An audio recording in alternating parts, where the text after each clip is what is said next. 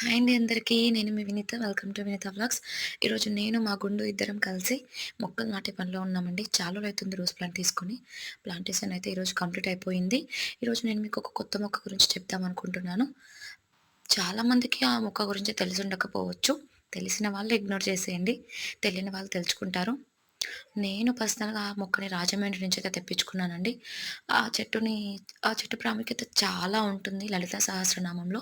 And శ్రీకృష్ణుల భగవాను వారికి చాలా ఇష్టమైన చెట్టంట కదంబ చెట్టు. కదంబ చెట్టు గురించి లలితా సహస్రనామంలో 3 సార్లు ప్రస్తావించబడి ఉంటుందండి. లలితా సహస్రనామం చదివిన వాళ్ళకి ఐడియా ఉంటుంది. అంతేకాకుండా శ్రీకృష్ణుడు ఆ కదంబ చెట్టు కిందనే కూర్చొని అంటే వేణువుని వాయించేవాడంట అప్పట్లో. అలానే కాకుండా కదంబ చెట్టుకి ఇంకొక ఇంపార్టెన్స్ కూడా ఉంటుంది. చెట్టు మాత్రమే ఉరుముని, మెరుపుని చూస్తుందంట అండి.